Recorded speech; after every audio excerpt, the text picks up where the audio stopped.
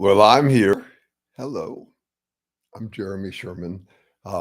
We're doing this YouTube live as we often do every Saturday at 11 o'clock, except for the Saturdays I've missed. I'll just start right in. I got a couple of people here. Hello, I hope you can hear me. I think you can. Um, Throw anything at me.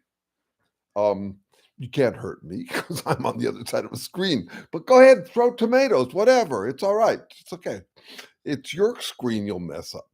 Um, Throw questions, critiques, comments, anything, reflections. Remember, we're here to harvest your reflections and mine. That's what I do all week. That's the fun of this for me. I just came back from a walk with Terrence Deacon, Terry Deacon, uh, uh, my my longtime friend, research colleague, mentor, whatever you want to call him. And he I put out this week, hello Saturday, hello Shirley Crane, nice to see you here. We can talk about all manner of things. He's got a approach to consciousness that it's unprecedented. I don't know if you've seen this, but there's a whole new series of the landscape of consciousness. There's this one researcher who went out trying to figure out what all the theories were about consciousness, and this is not a theory represented among the theories. And we've been working out the details of his theory. He's writing it up. I could describe it here. I think you'll find it extremely intuitive and yet more rigorous than the existing theories out there. The guy who came up with the landscape of consciousness, he finds something like 325 different theories of consciousness. This one is not represented there. And anyway, I got into it a little bit in The Irony is the Truest Medicine, episode 8. I started to describe it there. It's fun. I'll probably end up getting to some of it today. We're also working in a broader sense on what this morning I'm calling metadynamics. Metadynamics. So dynamics means how things change. Dynamics. Change happens. Okay, so you're trying to understand how change happens, and that's dynamics. Meta can mean lots of different things, but it often means about. So for example, metacognition is thinking about thinking. And metadynamics is how change changes. So we are doing some pretty grounded work on how change changes all the way from simple chemistry out to us. Good morning. Good morning, Limnal. Nice to have you here. Um, and I can say some more about that. And in the meantime, I come home from that and I write this. If you're not on Facebook, I'm an old fart and I'm still using it. I wish I wasn't. If anybody has a little spare time and can help me move into the social media I belong on, let me know. I am finally on TikTok. I'm on Instagram, though I'd never visited. But I'm among the geriatric and gentrified still on Facebook. But this is what I posted up there, which wasn't too gentrified. Trump's faggy fascist cowboys really put the cunt in country. These jingo sexual drama queens can't get enough cosplay and identity politics. So obviously, I'm all over the map. Come right back from this walk where we're talking rigorous scientific theory, while also being interrupted for comments about Bernie's mountain dog. And then I come home and I write this thing. And then immediately after putting it out, so I'm using some vulgarity there that I ended up wanting to say something about it. Let me see if my comment showed up here. If this makes you uncomfortable, that's not my intention, though this is a test of your approach to the fascist takeover. I know you're against it. Me too. I know you'd prefer not to get dirty or in trouble fighting against it. Me too. You might find it convenient, therefore, to argue that getting dirty or in trouble don't work. An eye for an eye leaves the whole world blind. Insulting never works, that sort of thing, as if safe, honorable, and strategic converge. I don't think they do. They might have a few years ago, but we haven't been keeping up, and the movement is more emboldened than ever. Are you willing to escalate? That's a question. For strategic purposes, don't attack their weaknesses, attack their proclaimed strengths, in this case, macho. So I am beginning to use words like cunt and pussy. And you got to understand my culture is mostly liberal, feminist, um, homophilic, right? Right. I mean, right, some of my best friends. Um, uh, and yet I'm willing to use that language on the Trumpists because I think that Karl Rove was onto something when he said you don't attack people's weaknesses, you attack their strengths.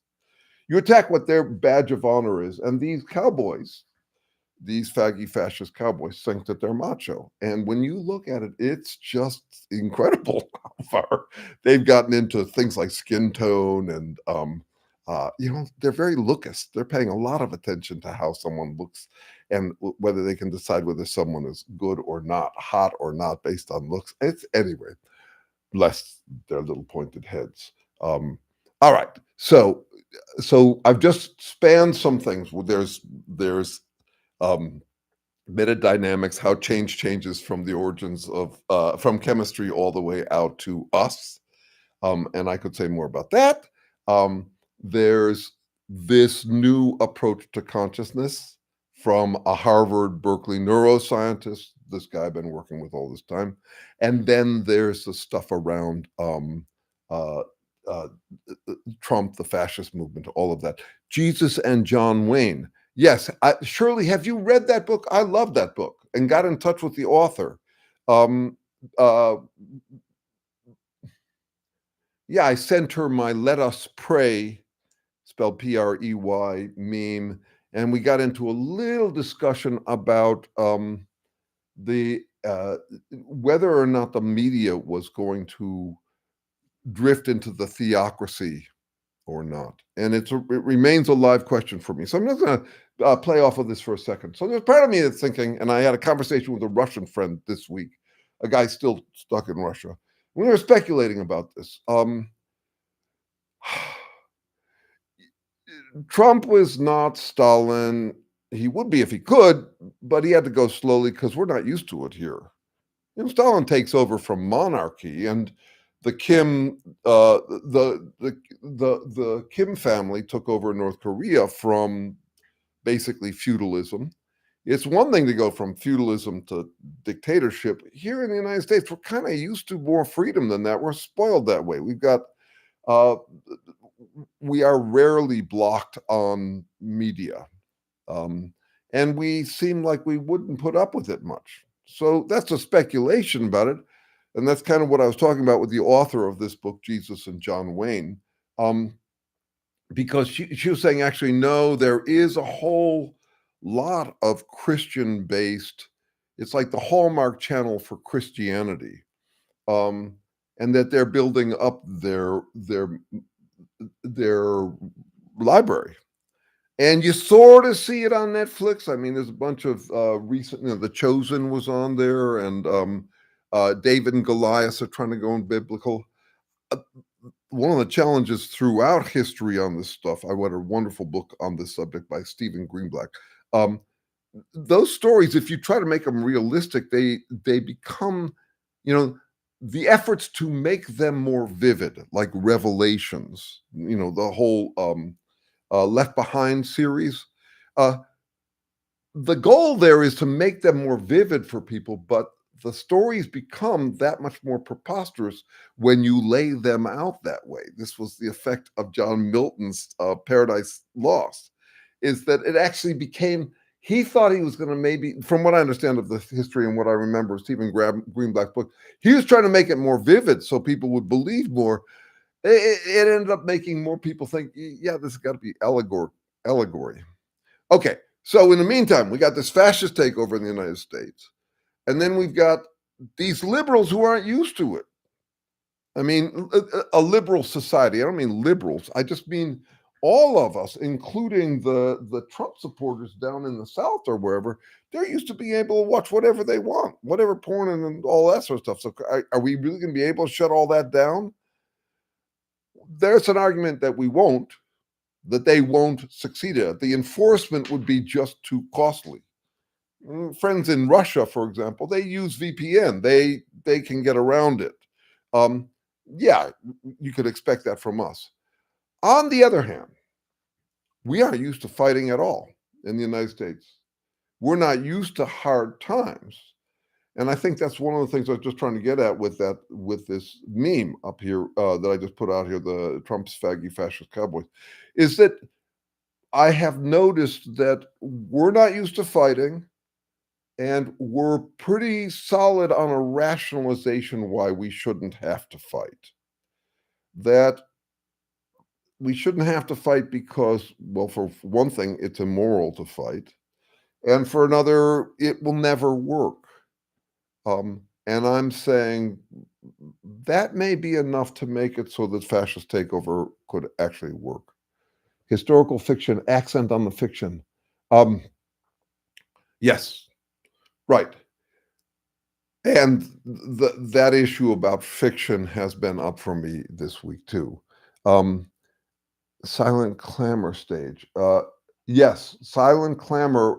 If I understand you correctly, um, I I think that's one of the challenge. That's the stage we're at. Whether we move on to other stages, um, whether in the next stage we emphasize the silence and not the clamor, um, I don't know. I don't know. Here's something related to fiction that I mentioned uh, on Facebook this week.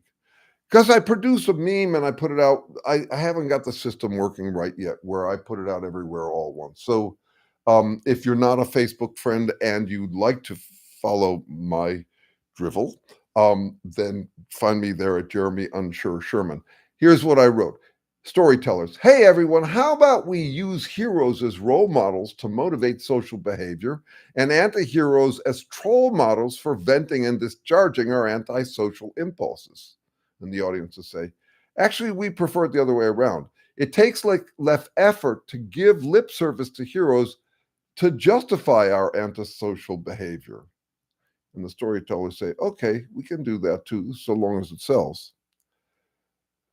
This has become increasingly my concern about fiction, is that it makes it seem easier to be heroic.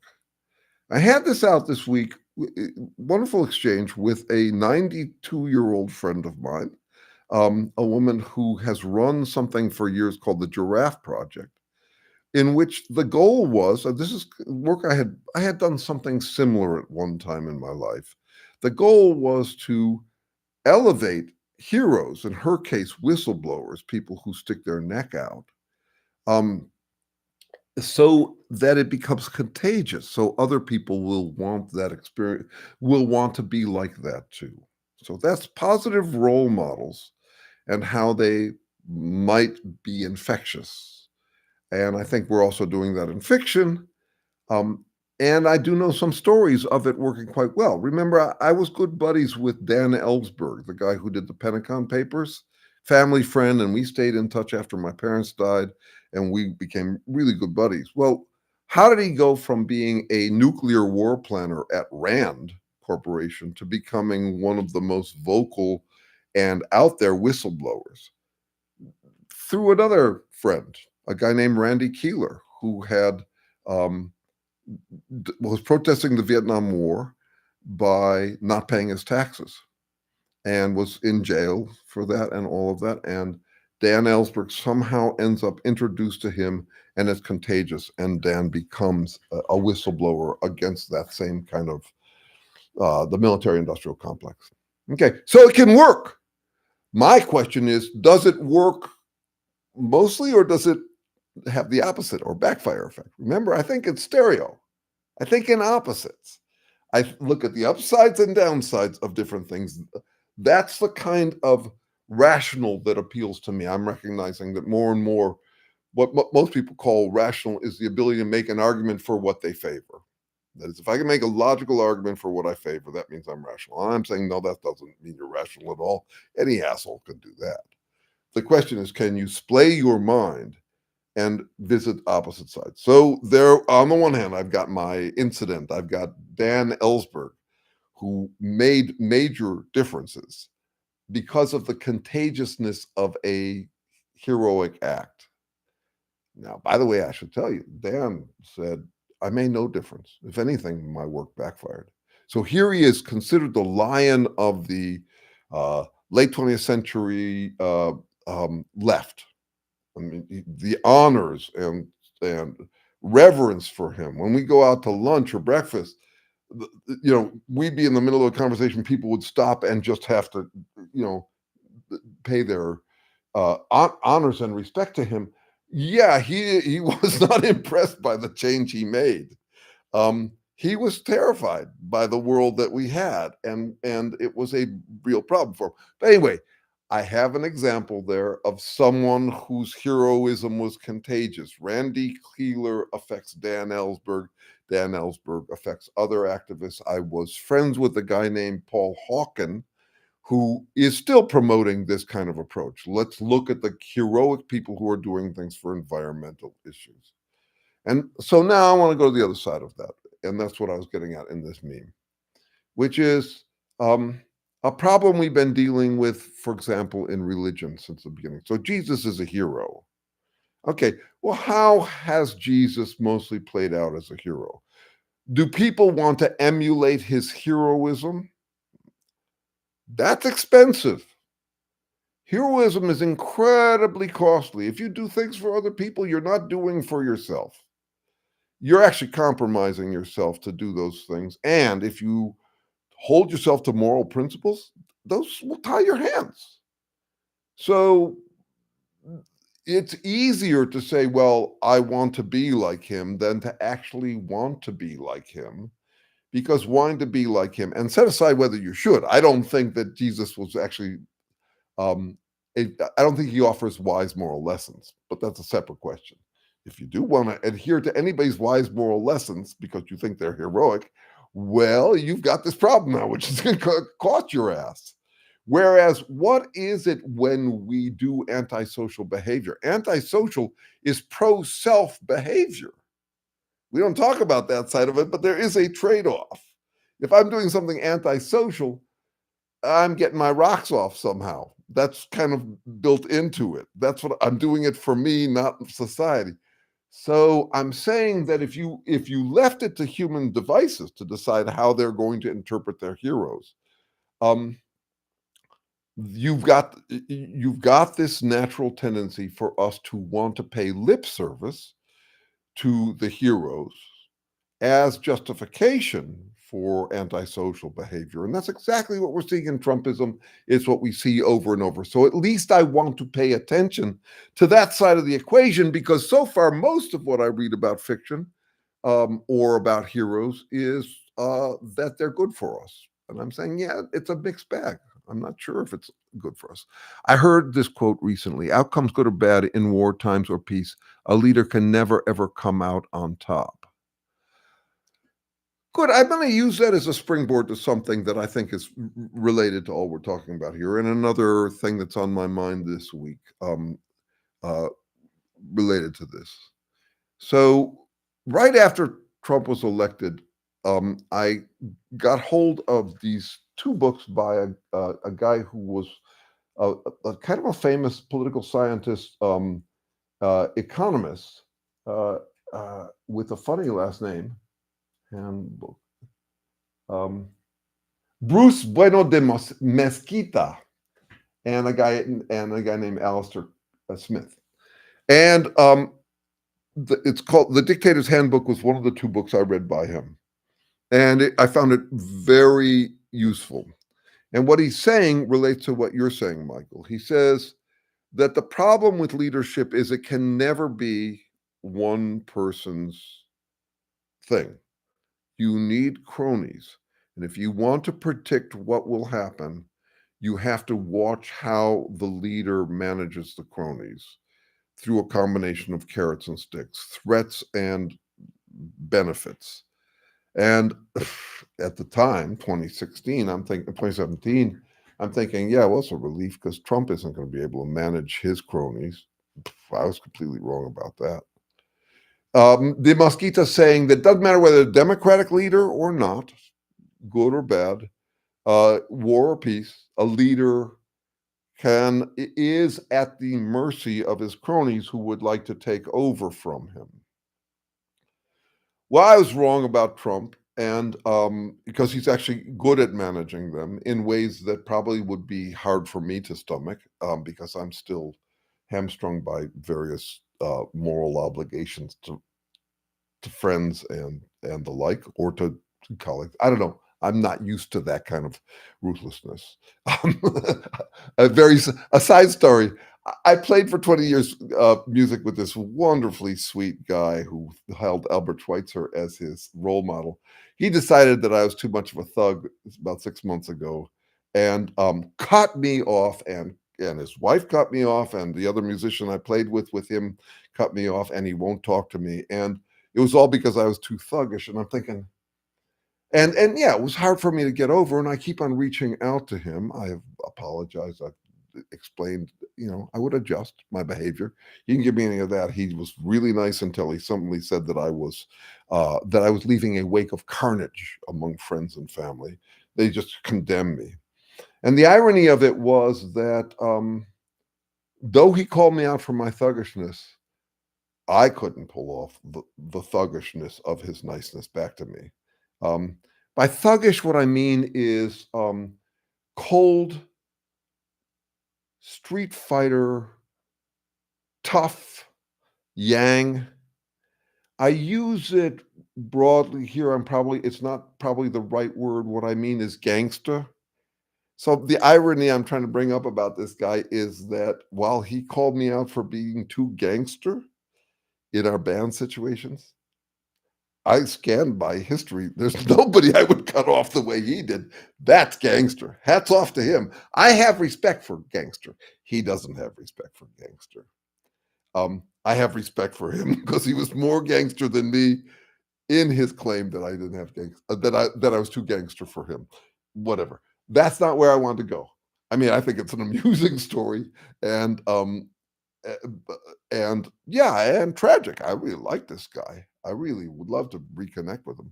Um, uh, yeah, that's the interesting thing. I am. So this came up this morning too. Um, I put out that video a couple like 2 weeks ago about how I believe most people identify kindness as accommodation, and I don't think you can accommodate everybody. But I do think you have to remember that we're all the same kind. And a friend of mine who's Buddhist, lives in England, um, wrote back and said, "Yeah, I like what you said here. I've heard him do the kindness thing that you get from Buddhism before. Um, but there are times when I don't try to pull people off their high horse. I said, this is a problem I keep on encountering. I say, people say A, like let's take A equals kindness or A equals accommodation. They say always do A, and I say no, A and not A. And people say, what? You're only into not A? Like always be unkind? No, I'm not. I'm really trying to figure out where to be kind and where not to be kind. And it's true across the board. Okay, so last night stoned, I come home and um and I thought of a short story I'm going to write up, and this will be a minor motion picture in which there's these tribe of people who are trapped inside of a maze and have been for since they can remember. That maybe they started out in this maze and they're trying to figure out how to escape the maze.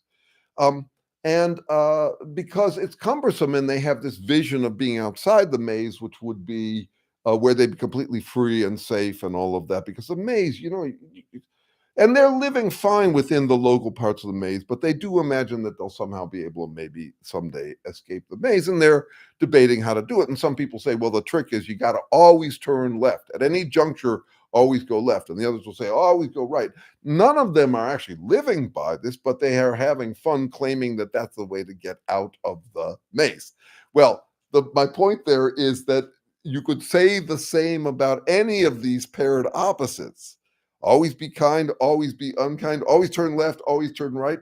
The way I've thought of it for years now is hard left, hard right, hard center, hard choices. Hard left, love is the answer. Always go left.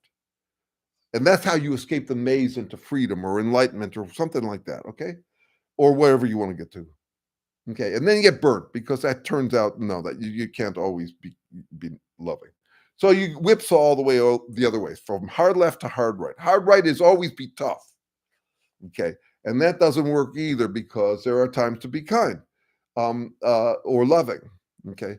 And then you get to hard center, which is tough love is the answer. So the first is love is the answer. The second one is toughness is the answer. That's hard right. Hard center is tough love is the answer. And then you recognize, no, that doesn't work either. Tough love is the question. That's hard choices. So am I kind?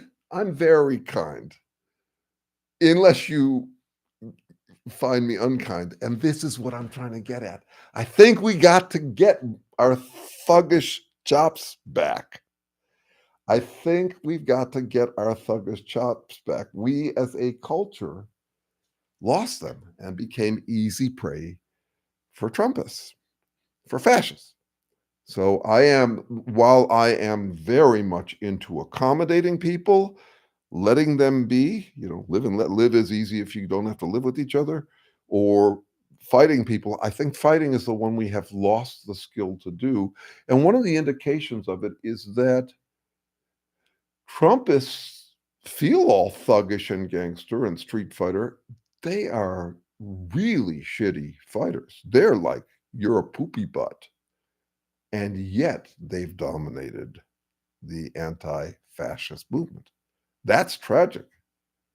That's a sign of how wimpy we got about it. And no, I'm not saying we got to be thuggish all the time. I have this very sweet relationship with a Trumpist. We're both fairly thuggish with each other. I'm more thuggish with him than he is with me. But this week, out of the blue, he started to help me with my video setup. He said, I disagree with your videos, but I love that you're doing them. I'm impressed by your voice, and you got to get your production values up. So I've been working on that with him this week. There's this whole business I'm interested in, which is carrot sticking, how to combine kindness and unkindness. Phrases with always just seem to be black and white or all or nothing thinking. Great, you're onto something crucial for me, and it was there from the start. There are three dimensions at minimum of what are they called in math? You might remember this term, moments. There are three moments in moral philosophy. One is, the simplest is always do X. The second simplest is there's a time to do X and a time to do Y. And then the third is the Serenity Prayer, which is 25 words. I think if you remove God, because he's not part of it for me. So what you're doing with a Serenity Prayer, which I've written over 100 articles about, I find that thing fascinating, and lots of variations. If you look online at variations on Serenity Prayer, you'll find 16 that I came up with as the fundamental wonderings of the world, the ones we're dealing with over and over and over. But so it's great because it gives you some, if you work out the equation of the Serenity Prayer, there's the motivation, which is the feeling side of it, the courage or the serenity. There's a circumstantial aspect, changeable, unchangeable. And then there's a decision point on it. Now, Michael, I'm going to pose a question to you.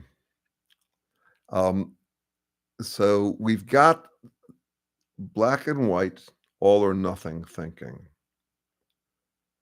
Can you do the next up level on that? Can you hat that hat? Let me see if you can do that in this conversation. I'm just going to wait on that one, and then we'll come back to it. So you're saying some people or some approaches are black and white. Okay, then there's others that are not black and white. So see if you can out hat that one or up hat it. Okay, I asked ChatGPT to give me some examples of JC as a mainstream epitome, compassion and kindness being. Oh, right. No, that liminal, you're onto something. I keep on saying that. Yes, when I talk to Christians, if you're talking about Jesus' grace here, when I talk to Christians, I ask them exactly that question. I say, which is Jesus's teaching to be accommodating of everyone? That is, was he loving everyone, or was he loving the right people or the right things, not the wrong things? So if you're talking about Jesus being thuggish, it gave you quite a few examples. What I find most remarkable about asking this question of devout Christians is they haven't thought about it. And that's kind of my point about heroes in fiction. You don't really need to know what the hero's rules are. You can just kind of work from whichever rules sound prettiest at the moment. The Bible is not the one true way for living. It's a catalog of rationalizations for anything you want to do. That's apparent. That's obvious. Just historically. Uh, when should I be all something or know nothing? Yes, I think that's probably related, Michael. Here, let me try this out. I've done this in conversations. One of the reasons people find me to be such a pain in the ass. I was at a conference, and here's the problem with it. Black and white compared to what? So someone says, yeah, that's black and white thinking, that's not the right kind of thinking. There's an alternative to it, a black and white alternative to it. Then you see the problem with it. I'm not doing that to undermine the distinction between black and white and gray thinking, but to recognize that goes up and up and up. There are hats upon hats. And that I have to deal with that. That was this thing that I was in a series I did called Irony is Your Superpower. It comes down to the question, where do you get off? And I mean that in both senses. Where do you get off this hat upon hat? Black and white is compared to what? The black and white distinction between black and white thinking and not black and white thinking. Where do you get off on all of these compoundable iterations? It's not saying, well, you stay at the ground level. I'm not saying that it's bogus to talk about the distinction between black and white and non-black and white. So I just think that the question of where to get off, and a lot of people simply get off where it's convenient. So, for example, I had a conversation. I get this fairly often. Someone will say to me, yeah, I don't have to think about what you're thinking about because it's black and white. So that's them getting off on it. That is a relief from the doubts that goes like this. Okay, let's see where we are. Everybody has to take a good look within, and at that time lose logic and reasoning. Okay, Chris, I put out a video yesterday. I think it was yesterday or the day before, about check yourself before you wreck yourself. It had come up in some conversation. I just thought, wow, what a beautiful phrase for dealing with what you're talking about, Chris.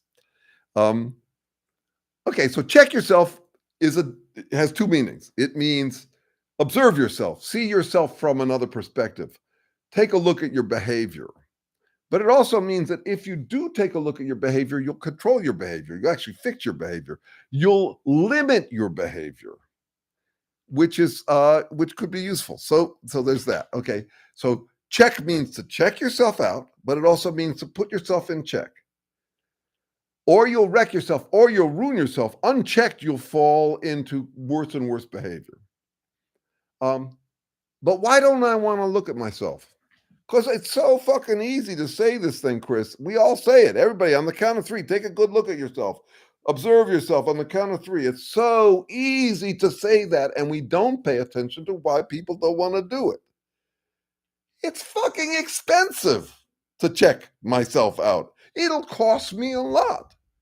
Here, let me just explain. If I observe my reckless behavior, I'd have to put it in check. I'd have to limit it. I'd have to be under moral constraints. And that's not actually fun. To pretend that it's fun to be moral is like trying to get people to stop eating pizza by saying that it tastes bad. No, it's not fun to be moral. I understand how it can be, and I am having fun with it, but that's mostly because I don't need shortcuts like some folks do. I mean, if I was in a different life, my scruples would be harder to maintain because I'd have to cut corners if I was going to try to get by. I want to be compassionate for that side of us human beings. And so, what are we talking about? Why don't people want to check themselves?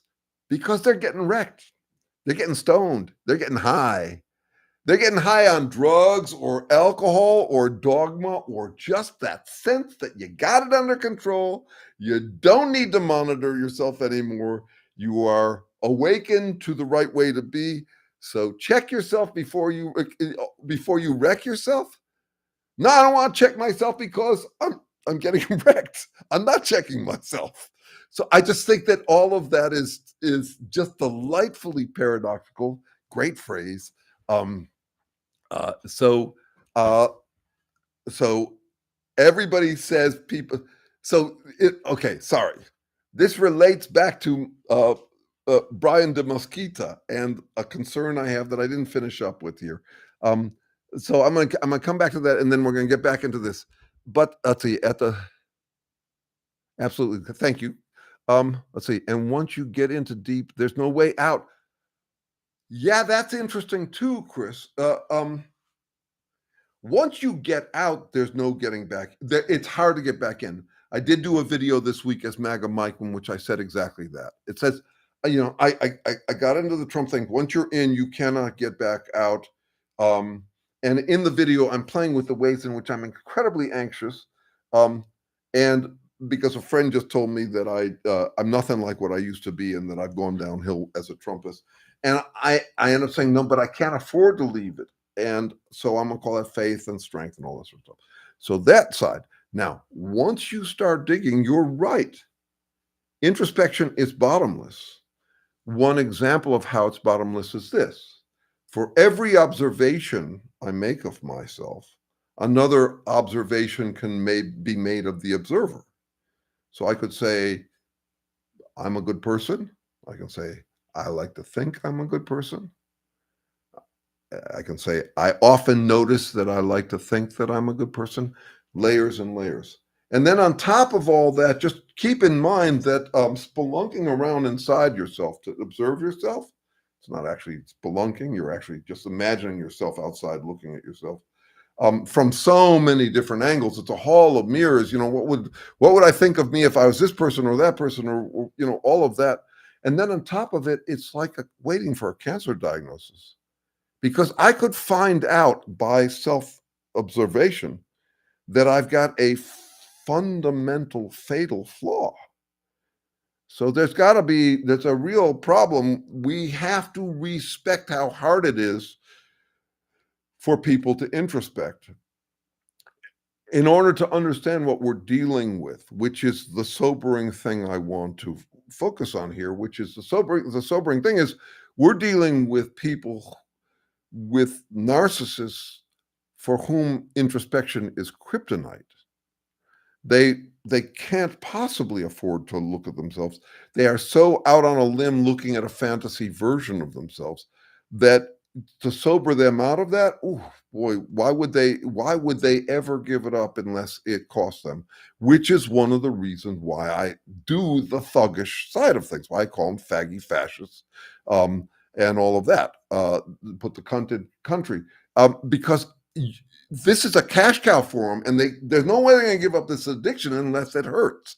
And yes, I am waiting for the economy to explode and all of that, but in the meantime, I've got my civic duty. I've got to keep people from getting more and more addicted to that non-introspective way. Introspection is their kryptonite, and their superpower is avoiding it.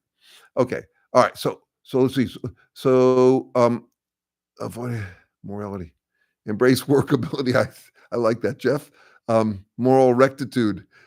I like that. I like that too. These are good. I'm enjoying these. But at the right, some of these people they're going to cost themselves, and all of us include everything, because they become extremely self-destructive. Let me take that to a cosmic cosmic time scale issue. This is the point I've been trying to walk towards throughout this thing. Check yourself before you wreck yourself. What we're actually talking about there is any sustainable system has checks in balance with each other. It's balanced constraints, it's co-constraints. The only things that survive are either very durable things, which are actually co-constrained, but in a static sense, and things like us, which have homeostasis, where processes keep each other in check. I'm not something added to physics, I'm a way in which physics constrains itself, dynamic physical constraints. To give you an illustration, this is a really important point to my approach to the whole wide world, is you got to pay attention not to what gets added, but to ways in which constraints or limitations change phenomena. What's presented is a product of what's prevented. And so what I'm talking about is co-preventing processes that keep each other from spinning out of control. So let me just try this out as a simple example. Uh, um, I take this watch. It's a mechanical watch. I take all the parts out, I put them in a plastic bag, and I shake the bag. Think of how many configurations those parts can be in. If I put them in a watch, they are co-constraining each other such that energy running through it, however you get that energy running through it, is limited in what it does. It doesn't do everything. In fact, if the watch was broken, it would do more things, not less things, some of them being non-functional for us. We're not like watches. In this respect, we are, but in another respect, we're not. The watch isn't remaking its parts. Its parts are durable. I am remaking my parts all the time. I'm taking in food and energy, running it through a system that co-constrains it and sustains me until I die. What happens that I die? The checks got out of balance. That's all that happens. You spin out. You wreck yourself because you're not co-checked. Okay, now bring this into the social realm. What do we got? We got a government that runs by checks and balance. We have society that runs by checks and balances. Within range, we co-constrain each other. If you work in an organization, you're dealing with exactly that issue. You got your external constraints, the demands of the market, et cetera. But internally, you've got these different offices that co-constrain each other. This department expects something from that department, that expects something from that department. An expectation is a constraint.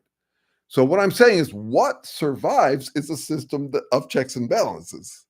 They look durable. I look like a solid thing, but no, I'm not a solid thing. I'm extremely fluid. If I died, I'd be unrecognizable in hours. I'm really perishable. I'm really fragile. What's holding me together is the checks and balances. So when a friend says to you, check yourself before you wreck yourself, at a social level, they're saying that's a constraint they're posing on you. And you can say it right back to them. And maybe in a way, that's how you maintain your checks and balances.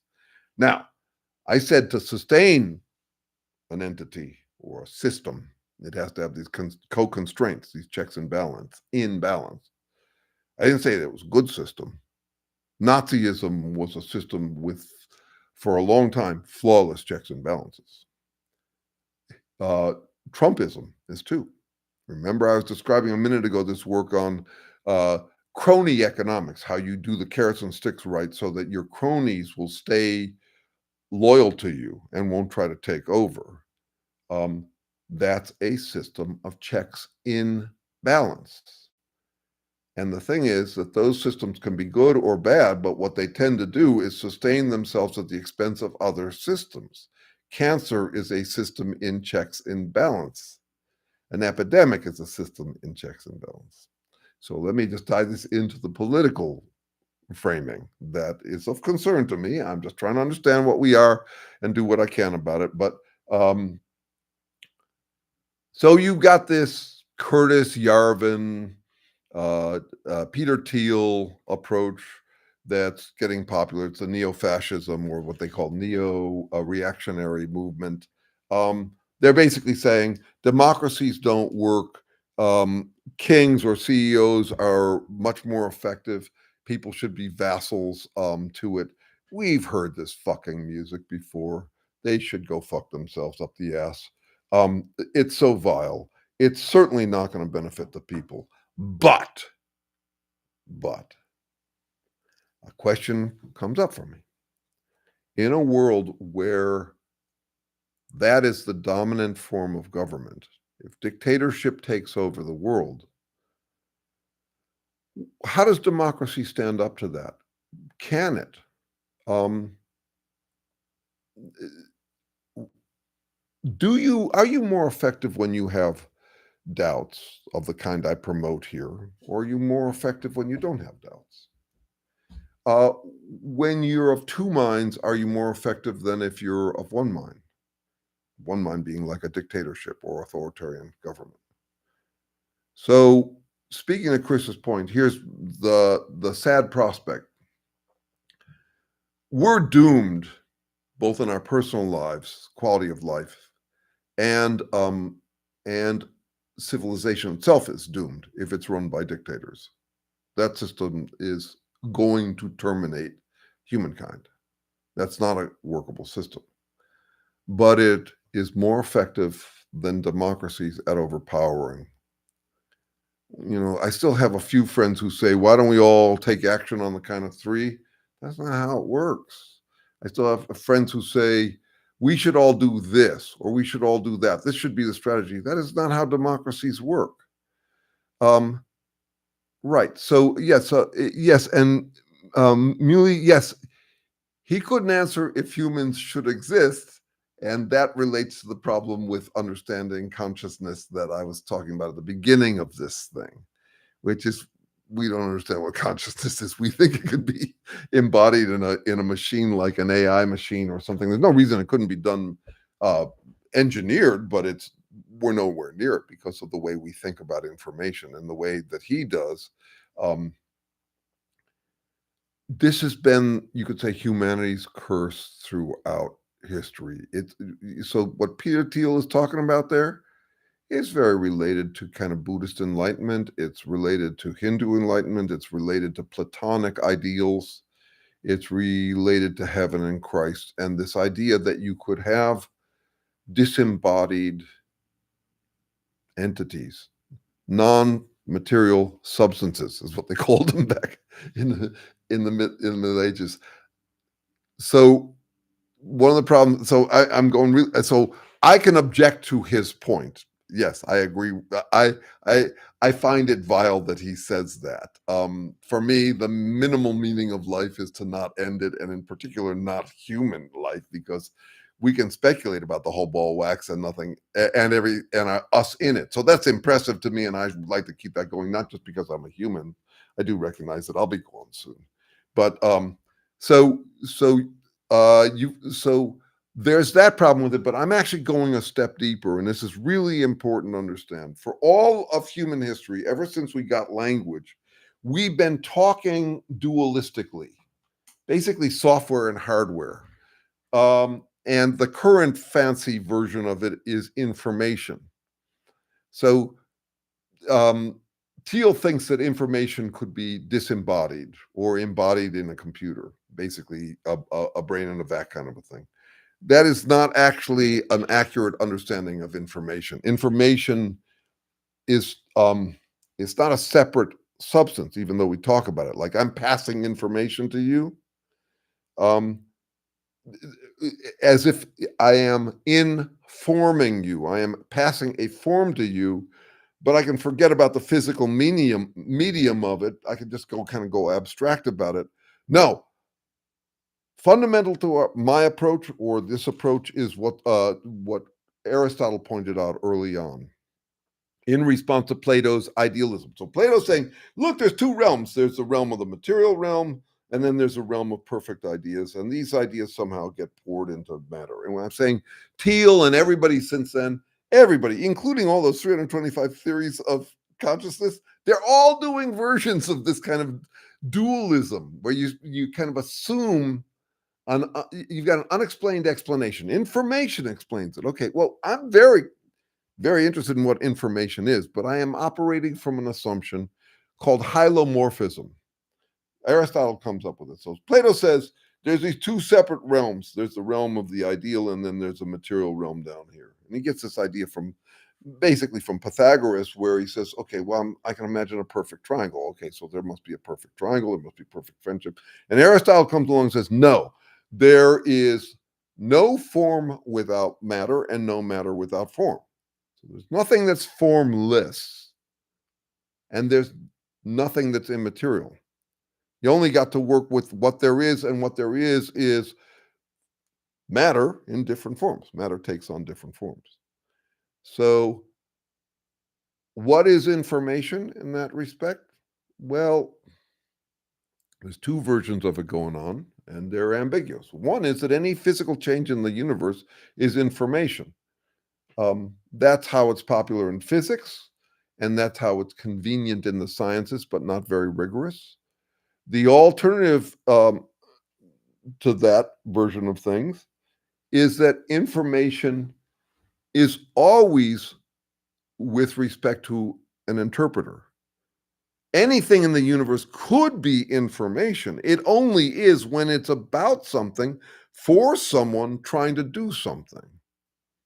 Um, Peter Thiel and that whole world that thinks you can upload this would include Ray Kurzweil, all those guys, they're not thinking about that. They assume that the universe is almost like mathematical, like it's a giant universal computer that is processing information. Well, what is information? Well, it's this stuff that's everywhere. Okay, well, all right, so why are living beings alive? Well, because they have these information bearing molecules. So there's this molecule, but it's also got this magical non-thing thingy in it called information that gets in it that makes it special, which makes us come alive. It's all over the fucking map. But what I'm saying is, if you want to get clear on what's going on, you couldn't have. What would you get if you populated a sterile planet with a jillion super AI supercomputers? A sterile planet. They're not interpreting. So it's extremely convenient. So there's been this appetite in humans since the beginning. One way I think about it is the Zen master, Suzuki Roshi, says that life is like getting on a boat that's about to sink. And that's pithy. It's good. I found it useful for a long time to think that way. And then I realized, wait a second. No, it's not. You can't transcend the boat. You can't get off the boat. You are the boat. So there's this way in which we've kind of hoped that we could be this disembodied form, the soul, the eternal soul, anything like that. I think it's deeply tied to cephalophobia, fear of decay. Anyways, let's see. I want to flag this one point. I'm going to come back to the list here. But here's the thing. I don't know whether the kind of doubts I'm selling, the kind of introspection, doubt, on the one hand, on the other hand, recursiveness, could beat totalitarianism. I know we need this approach. I have faith that this approach I'm talking about is necessary to human survival. We've used up the Earth's carrying capacity for this kind of self-flattering dictatorial bullshit. We cannot survive that. On the other hand, I have less confidence than I used to that democracy prevails. I grew up in this era in which we just come through World War II. We have the sense that democracies beat totalitarianism. Not historically, not overall. It's something we have to worry about.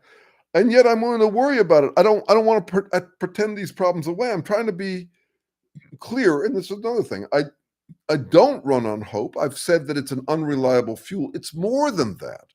It's worse than that. Hope is a distorting fuel. Anytime I go to wishful thinking, I'm losing my capacity to be realistic about what humans are like.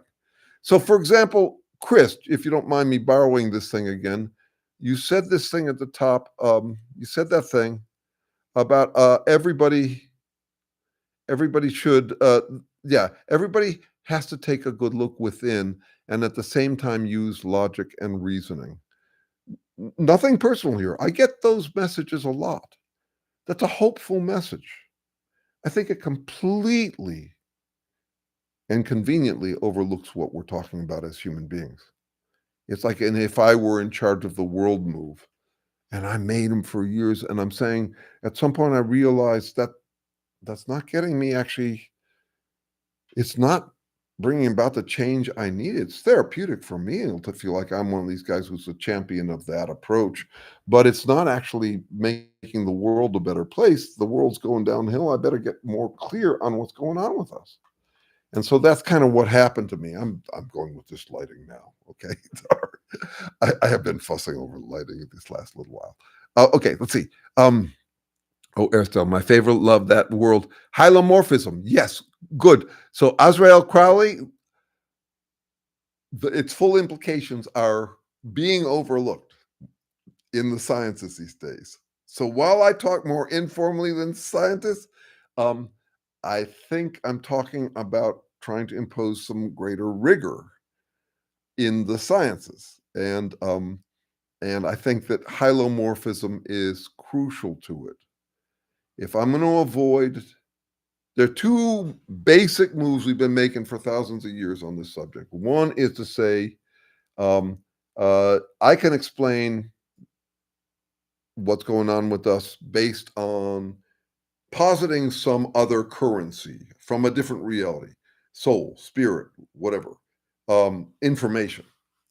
Um, and the other says, no, there's only matter, and therefore what you're trying to explain, selves, for example, or trying, um, don't exist. And we keep on bouncing between those two. And I'm saying, well, if you actually start with hylomorphism, recognizing that the same form can pass to different matter, and matter can take on different forms, basic hylomorphisms, the burden is on us to explain everything all the way out to us with none of that second reality bullshit. I don't get to do that. I don't get to hand wave away and say, well, there's this other substance, God's spirit or information or whatever, or quantum consciousness or whatever. Okay, let's see. Let's see. Never get off the boat. Yes, there is no getting off the right. Are we and haven't we always been a democracy for some, not for all? Well, there's that too. And so let's try that out in terms of the. So remember, I also don't want to get off on the righteous indignation. I did come up with something this week I think is useful, and I decided to run it by a personality psychologist, um, and haven't gotten his response yet. But here I'm gonna find it here. It's not far. Righteousness to indignation ratio, aka the sadonarcissism index. I just made this up, but let's try this out here. A crucial character index. How much putting others down lifts one up? Indignation at others makes one feel self righteous. Blaring one's police siren at others drowns out awareness of one's own faults. Contempt for others' faults makes one feel exempt from those faults. Noticing other people's humanness makes one feel superhuman. In other words, how quickly and how high one mounts a high horse.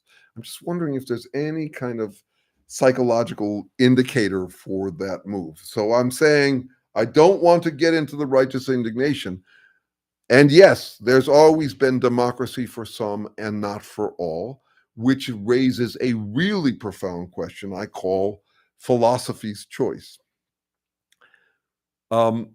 There's no evidence whatsoever that nature is egalitarian, um, uh, or fair. And there's no evidence so far that humans have been able to sustain anything like universal equality. There have always been haves and have-nots. So the burdensome question we liberals have trouble with is who's the have-nots? That's philosophy's choice. Who, if you had to decide who gets to be the have-nots, who has to be the have-nots, who would it be? We're much happier saying, well, I can imagine a world in which everybody has. Yeah, I can do that. I have never met anybody who couldn't imagine that. I also can imagine an ice cream sundae, uh, which is the size of the universe. I mean, I can imagine all sorts of things, right? So, okay, so now Muley's friend says, if we accept that, it will never change. No, I don't buy that. I disagree wholeheartedly, or let's say wholeheartedly. Um, I could use it to become cynical. That is not what I'm doing with that question. Um, and you got to look at the counter argument, which is if we don't accept that that is a burden, then we'll go on pretending that we are champions of egalitarianism because we can imagine equality, um, and that makes us the good ones. And so if you're willing to look at that question with me, and by the way, I'm not willing to look at that question much. I haven't got a good answer to it, but I do think it's one we should corner ourselves with because I'll tell you why. Um, I don't think that the anti-fascists are any more high on hope, kindness, egalitarian than the fascists are. They all talk that game. I mean, I'm the Trumpists are as hopeful as me. They're hoping for radically different things from me, but they're as hopeful. We don't have a corner on that. I say the same thing to spiritual friends. I say, you talk like you've got uh, some corner on the market for being spirited. Fuck off. I'm at least as spirited as you are. Um, you don't get to claim it. What you're the hopeful one. Everybody's hopeful, just for different things. So, uh, Muley, you don't have to think about it. I float the question, and I do think about it. Uh, it's actually a variation. I think my dad planted this seed in me years ago. He said the problem for us philanthropists, lovers of humankind, is we're forever burdened by the question. Having decided we love humankind, we're forever burdened by the question, how much? And I'm saying who? I'm saying who? Who are we going to love? You can't. Here, try this out. Really, this is a parallel to what I was just talking about. You will get a version of things. This is related to Michael's use of always be loving, always love everyone. This is one half of what people take from Jesus. Totally unworkable, but there it is. Love everyone. Okay. Well, that would mean that you'd be kind and loving and accommodating of everybody. That's a golden rule and all that sort of stuff. Okay. And you can feel real proud for supporting that sort of stuff. That makes you kinder than everybody. Um, problem is you can't. Love takes work. Love is another form of accommodation. You can give lip service to loving everybody. You can't actually love everybody. There's a lot of people and they want very different things. And what they want from you would compromise you. So what you can do is you can give lip service to love. You can bastardize the term by pretending that you love everyone or that you're going to be able to make the world equal. You won't live by it. You'll end up becoming a fundamentalist hypocrite because of it, and you'll have missed the real important question. What to love? Who to love? Try this out around equality. I love the idea of total equality. And by the way, I get to talk about this with some authority. Just the same reason I get to tell Jewish jokes.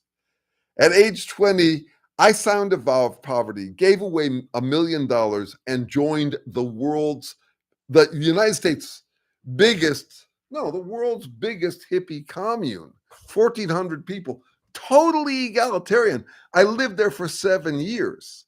I was an elected elder of the place. Okay, so it's not like I don't know what I'm talking about around attempts at equality. And I'm still arguing that one of the things we're up against is what I call the Pharosphere. I keep things fair within a sphere of influence. I can't make the whole world fair. I have to work locally. When I was raising kids, I was super fussy about keeping things fair between them because, man, were they on my ass about keeping things fair between them. I definitely want things fair with my spouse, with my family, with my friends. But you start to get into the periphery. And at that point, all you got left is lip service. So, yeah, these are challenging problems. And nobody has to listen to me rattle on about them. But I do think that they're worth paying attention to because, once again, we have about used up the Earth's carrying capacity for self-flattering bullshit. And I have dealt with more than my share of, because of the culture I come from, of people who do something like this. I think everybody should get everything they want. Okay. Will you pay the bill for the services that I just offered you?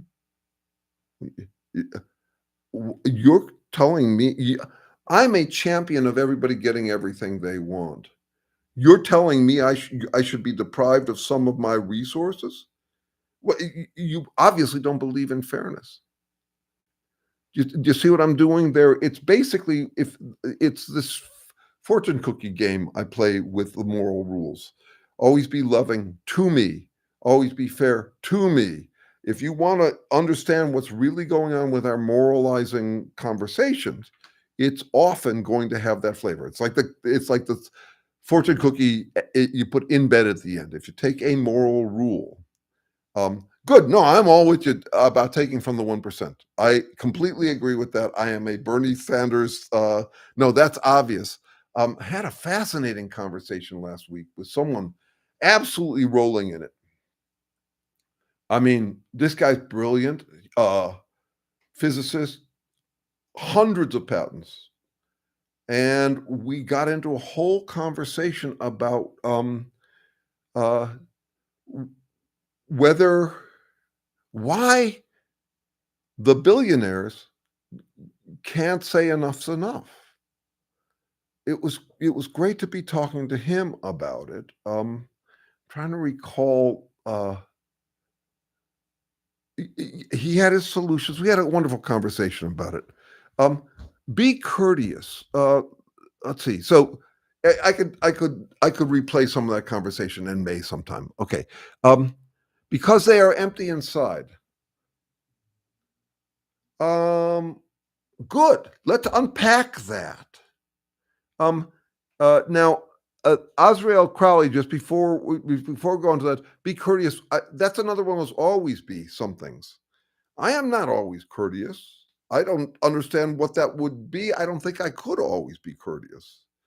I don't think it would be good for me. So, what I can't, won't, and shouldn't do, I have to move on from it to the next question. In the next case, one, to be courteous. Okay, because they're empty inside. That's all right. So I am trying to, in general, when we find a statement like that, I want to build it out. I want to fill it out. Okay. What are we empty of what? Um, yeah, Fun Monster, give me a taste of that. Let's talk about what they're empty of. Give me a sense of what you mean by that. Because I don't want last words on this. I want next words. I know what you're talking about there. They're they're empty of moral courage, character. Okay. All right, let's take the courage side of it. Empty of self-love. Notice this interesting problem we have with them. We're talking about empty of self-love. Are they really empty of self-love? You could make that argument. You can make the opposite argument too, right? That they are self-infatuated. Then you can say, okay, well, I mean, so really what I'm asking, because we won't have time to go through all of this, but to ask the next questions that follow from those satisfying things we state. Okay. Empty so empty of self-love, full of self-love. Um, yeah, it takes some unpacking. You could say that they're addicted to high levels of self-love. Try this out. Cigarette smoker. Um, he's hungry for more nicotine, right? But he's not empty of nicotine. He's actually got a lot of it running through him. He's actually got a high expectation of getting a lot of nicotine. So, self love to the manner to which they're accustomed. Try this out. If you've seen The Boys, I'm guessing you have, Jeff.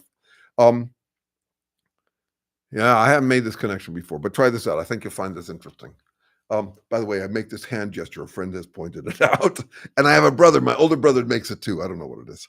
Okay. So I'm this guy, and I've been single for 3 years. This is a story I'm making up. Okay. And for 3 years, I've been doing fine. I've been sustaining myself on self love. I don't have a partner who affirms me, but I haven't really needed one. And then I get one, and she's there, and she's very affirming. So before I was with this partner, I was my self esteem went up and down a range, maybe let's say uh, uh, 70% and 90%. I've honestly felt pretty good about myself. Okay.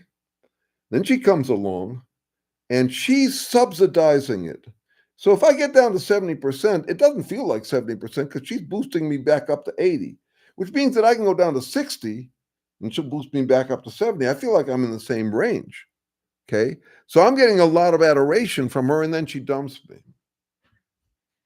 And suddenly it's very much like addiction. At that point, set aside all of why she dumped me. I have lost a subsidy for my self love. And what had happened was my self love kind of atrophied when she was there for me. Right. Okay. So I lost the ability to generate my own self love. So that's one version of empty of self love, is that these people have been so adored and lionized that they actually don't have the internal resources. It's very much like an addiction to a drug. So try this out. Uh, there's morphine and endorphin. They're the same drug. The reason why morphine and we have endorphin is internal morphine. It's endo means internal. The problem with taking morphine from outside, and we need it for pain killing. I mean, we get little secretions of endorphin when we eat hot peppers, or when we go running, or uh, when we stress our bodies, and it's kind of a buzz. I like the buzz. That's a drug I like. The problem with taking morphine is that you downregulate your own production of endorphins, and as a result, you'll end up feeling the scarcity. Do you see the parallel I'm drawing to me in that love affair I just imagined? Okay. Endorphment. Endorphment is my endo endorsement of myself. It's my endorsement of myself, my self-love. Well, I got to see this last year. It was funny. At this time last year, suddenly I was bursting on the scene, and I had all sorts of um, uh, fans for my work, and people were reviewing it. And I got all sorts of adoration, and it seemed to taper off. um, and yeah, so I got a little addicted to it, but I weaned myself off that addiction fairly quickly. It wasn't a tough cold turkey. I don't need a lot of audience. I just need, I mean, so anyway, um, yes, one version of it is that self-love is missing in people who are getting it from an outside source. That's kind of what you get in the TV series The Boys, is dealing with that exactly. Um, the guy never developed a capacity for self-love. His story is more complicated than that. He's tortured as a child. This is Homelander, but who he is at this point is a lot like Donald Trump. Um, so there is that. What I'm saying overall is um, study these guys. It's called tactical empathy. Empathy does not mean charity and sympathy. It doesn't mean those things. It can lead to those things, but it doesn't mean those things. Empathy simply means putting yourself in the other person's shoes. So it's interesting. Last Saturday or Sunday, the New York Times did an article where they interviewed one of the top negotiators, this guy, Voss, I forget his first name, who wrote a book called Never Split the Difference. And they're asking him about Trump. And he says Trump's secret his special gift is empathy. And what he means is tactical empathy. So the kind of exploration I was just proposing around empty of self-love, or if we were to unpack something like empty inside, or they lack moral character, all of that, all I'm saying is, yeah, that's you beginning to put their shoes on and see what it's like from them. You're going to be much more effective at whatever you want to do with someone if you understand where they're coming from. This is just so fundamental. You got to take your own shoes off in order to do that. So you don't want to get lost in the self-flattering reverie of we should all be kind, we should all be nice, compassionate, none of that. You got to step out of that and be realistic about what they're going through, and try to find what I would call, my use of the word compassion would be to remember when they were my shoes. Put yourself in the other person's shoes. Remember when they were my shoes. So I'm not pretending I'm a different species from them. and then really understand what's going on with them, what mix. Because when I say I have a time I remember when I felt like Stalin. I suddenly said, "Oh, wow, I get what his motivation." I was teaching a large class. One kid was acting up. I felt like shutting him down. I said, "Ah, Stalin. Questions of degree matter a lot." No, I wouldn't have done anything nasty to this student, bless his heart, who was giving me a hard time in front of 100 people. Um, no, but I was tempted, and so I saw the motivation. Questions of degree matter a lot. You got to understand where they're coming from, or else you'll just take refuge in pious failure. You'll say things that make you feel good about yourself, and you won't be effective in dealing with them. So that's why I'm saying dig deeper into their shoes. And really, don't keep on hopping off into yours and while yours are better. Get into this tactical empathy thing where you really try to understand where they're going. Um, yes, Shirley Crane, walk a mile in their shoes. Um, yes. Now, have you heard the abuse of that? Um, I get this sometimes from liberals and Trumpists. You don't know me. Uh, you're making assumptions about me. You don't get to say anything about me till you've walked a mile in my shoes. Or I'll hear this from a liberal about don't be mean to the Trumpists. You got to be in their shoes. And you got to remember when to take off their shoes too. Look, live and let live is easy if we don't have to live with each other. The problem is we have to live with the consequences of, for example, a fascist takeover. So even though there's a limit to how much I can experience someone else's suffering. And even though I believe that we are dealing with a whole lot of innocent evil, it's still evil from my standards, and I will do what I can to deal with that. Um, okay, compassion is a martial art. Good, Limno. I want to understand this because there's a bunch of ways you could slice that, and I agree with it. Um, but there, uh, in critical thinking, again, this needs unpacking. I'm not comfortable with these positive words. Everybody uses critical thinking. I don't think there's much talk about what it means. All we know is it's hella good. It means being logical, but logic doesn't actually solve anything. I mean, not if you really understand what's going on with logic. It's a syntax for consistency. It garbage in, garbage out. We all know that about logic. Uh, all men are frogs. Socrates is a man, therefore Socrates is a frog. That's perfectly valid deductive logic or critical thinking, but it doesn't get to the fundamental problem. So what I'm suggesting, Limnal, for those who want the sport of it, dig down below those pat answers, because I swear when we get into them, and I got into plenty of them, where I take off my shoes, put on their shoes for a second, feel some disdain for it, get back into my shoes, feel grand about it. Now, I want to understand what you mean by compassion is a martial art. I do want to be pan compassionate, which is I want to be able to remember how I have done what other people do. To me, compassion is remembering when they were my shoes. Okay. But that's not how most people think of compassion. They think of compassion as sympathy. And no, if I'm going to be compassionate with everybody, I cannot afford to be sympathetic for everybody. I need a clutch pedal between my empathy and compassion, on the one hand, my ability to put myself in their shoes and remember that they were once mine, that I wear those shoes too, that nothing human is foreign to me.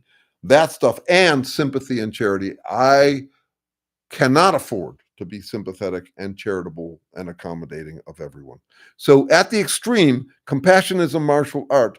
Try this out, Limnal, and tell me what you think of it. Um, uh,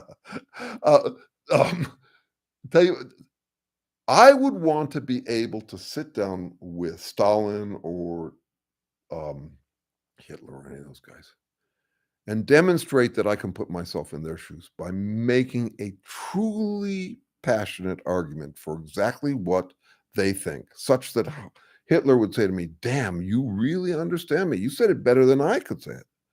I'd also want to be able to completely remember when I felt like them, Like I wanted to do what they wanted to do because nothing human is foreign to me, to some degree, not to theirs. And then I'd want to slowly slit his throat in cold blood. Okay? So, no, I think compassion doesn't require action. Well, I got to be clear on this. I'll go with any definition you want. Then we have to be consistent about it. I am suggesting 4 definitions here that I'm operating from where I will say, no, compassion does not take action, it takes reflection. But these are my definitions and they're not the usual ones. And I'm saying actually the usual ones are all over the fucking map. And why are they all over the map? For a simple reason. Whenever you get a loaded term, a positive term, like compassion, sounds hella good, or critical thinking, or whatever, a bad one. You could say narcissist, that's a bad one. Whenever you get a loaded term, it becomes load-bearing. As people identify with it. And as a result of identifying with it, they don't want to define it. They don't want to get into the details of what it means, like what compassion means. They want to use it load-bearingly and sound proud from it. And they want to use it as a last word to stop thinking. So I call these loaded, load-bearing, loosely defined last words. Why would people not want to define compassion? Because they don't want to be held to some standard. They want to be able to simply say, that's good, I'm good, therefore I'm that. That's all. It's as simple as that. Good. And what I think you'll find, Sir Crumbly, Blundered Truss, I love your name, is that there are a variety of definitions, and not only that, they are shifting over time how they're being used. So I am making an unusual distinction. Empathy is putting yourself, they actually mean the same thing. Empathy and compassion, M and come both mean with. And passion and path both mean emotions. So they're saying emotions with. Fucking vague terms. And what does sympathy mean? Same thing. Sim means the same as, same feeling. Same feeling, with feeling, with feeling. We've got 3 very fuzzy words. Okay. What I'm saying is if I want to make a distinction, I don't care what words we use because I'm actually not interested in naming isn't explaining. I'll use whatever words. I just call them X, Y, W, X, Y, and Z. Okay. W is putting yourself in someone else's shoes. I want to be able to do that for everyone. X is remembering when they were my shoes. Y is being motivated to accommodate them, and Z is accommodating them. Go on 1, 2, 3, 4. Call them empathy, compassion, sympathy, charity. That's what I'm calling them. I'm saying empathy is putting yourself in someone else's shoes. Compassion is remembering when they were your shoes. Sympathy is being motivated to accommodate them, and charity is accommodating them. And what I'm saying is if we don't get clear on that stuff, we're just going to be a bunch of fuzzy people talking like we got it and other people don't have it. I'm compassionate, he's uncompassionate. I'm an empath, they're not an empath. No, if you look at it that way, you can actually start to organize it. And that's why I appreciated Voss's argument that Trump is really good at empathy. Torturers are really good at empathy. If they're going to figure out how to hurt you, they have to know what it's like inside their shoes. They're not going to keep your shoes on them. They have no sympathy or charity for you.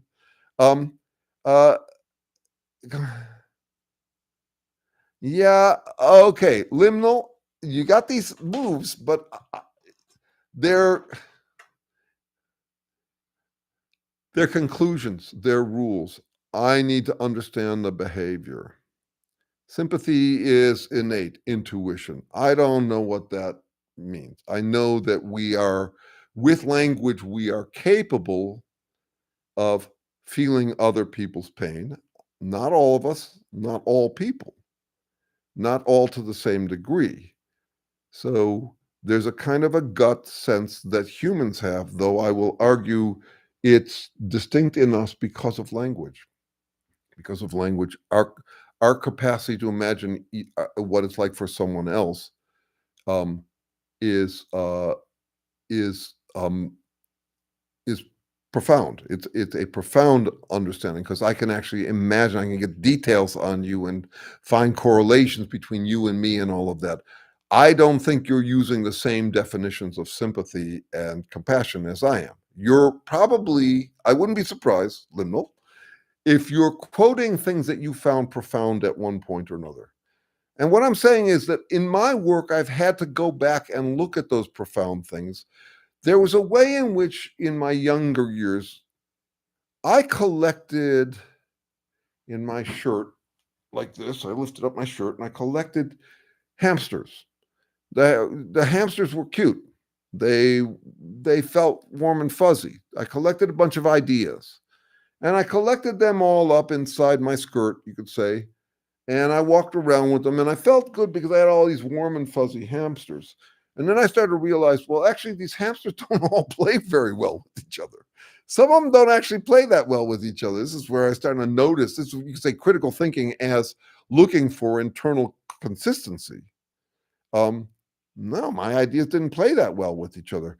Do your own thing. We are all one. Okay, well, wait a second. Those are two fun, fuzzy, cute ideas. They sound hella good coming out of my mouth. I feel good saying them, but they're a little at odds with each other. Always be realistic, always be hopeful. Okay, those are darling hamsters. I like them both. But I started to sort them out. I started to do a kind of hamster husbandry around my ideas. So when I hear someone say something like sympathy is innate or compassion has to be learned, or my 84-year-old friend saying narcissists don't know how to love, there's a way in which people say it with a certain savoring it coming out of their mouth. So she's a psychotherapist. She and we had a conversation about, yeah, she learned that years ago, and that was her pat answer about narcissists. Okay, and we got into a wonderful conversation about it because I'm saying, no, double click on that shit and figure out what you actually mean by it. Um, that's my invitation here, right? Okay, so that's what we're doing here, and I'm glad you're bringing this stuff up, and I hope you don't feel like I'm being unkind by double clicking on the statements, but I think that they're often kind of more like mood music or like um, uh, choosing words by smell or by taste. If they smell sweet or profound, we tend to take them on. And I'm saying, apparently, whatever we've been doing that way hasn't been able to stop fascism. I'm trying to figure out how to stop fascism before it's too late. And so I've got to rethink some stuff. This is a video I put out this week is basically saying, I think that we've been in trouble because we have um, uh, just shitty enemies. They're so stupid. They're such dumbasses that we feel like we got nothing to learn here. In the meantime, I mean, so it's kind of lulled us into a complacency where we feel like since they're so bad, we must be good. And I'm saying in my own personal work and in all of this, I I'm I'm trying to think it up a notch because it's not really working.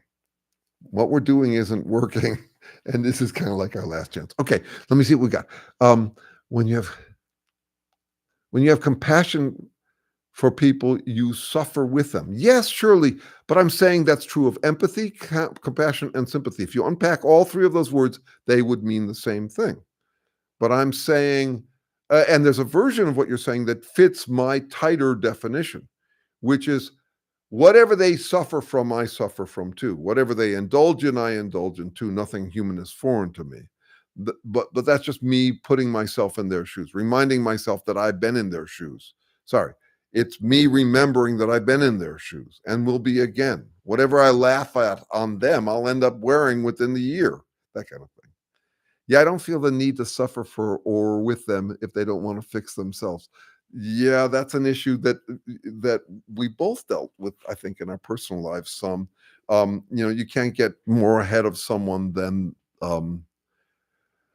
in their efforts to change. And I once again, there's a point of confusion. So yeah, it's one thing when I was raising uh, a child who was uh, wayward. I did find it useful for me to remember that I couldn't be ahead of him in trying to change. He has to be the lead on the motivation. Notice my problem with that with the Trumpists. They don't want to change at all. They don't want to change at all, and yet I got to kind of be ahead of that. Where can I look to deepen my understanding? Double click on the words and operationalize them. Liminal. By that I mean when you come up with a word, to operationalize it means imagine that you were going to give a job to some stranger where they had to decide whether or not the word applies to this situation or that situation. Um, so if you've got a word like compassion in there or sympathy, you're going to hire a stranger. You don't know anything about this person, but you're going to hire them and you're going to set them up so that they can judge it to your standards. That's an example of sympathy. That's an example of what would you say to them? What would be your instructions? It can't just be, well, or here's an example of it. No, you have to give them instructions by which they can decide to your standards. I find that a useful way to go at trying to get a definition of something. Okay. Reality is an empty cup. I'm not sure what you mean, Michael, but I'm right with you, perhaps. Life is like a waterfall, says the old rabbi as he's dying, and all the students are watching him, and he's saying, and they all say, and they stroke their Jewish beards, and then one kid in the back says, "What do you mean? Life is like a waterfall?" And the word gets all the way back up to the rabbi, and he says, "Okay, so maybe life isn't like a waterfall." I think we failed to see reality. I think reality is hard to see, and that we're ambivalent about seeing it anyway. I know I am. When someone is in the habit of always thinking of how they can get others to give them something, they end up deepening their understanding. I'll buy that. That good. That's good. And old philosophy: when in Rome, live like a Roman. Okay, good. All right. This was fabulous fun for me. I hope it was anything like fun for you, or at least worth it. I'll be back again next week. This was I'm grateful to have you all to think with. That's all. And we're going to keep on thinking. And I'll end with this. Think is a contronym. It means to know, and it means to not know and wonder. Wonder is a contronym. Wonder means to be curious, or it means to not be curious and just dig the wonder. I'm emphasizing thinking as not knowing and trying to figure it out here, and wondering as the active thing rather than digging the wonder. And know that you are provoking me in the most vile way when you espouse poetry in the top chat here, because then it's or any of that kind of drifty poetry where it sounds like, that's a cute hamster. And that's what I mean by provoke, which is that it makes me want to say something about it. All right. See you guys next time.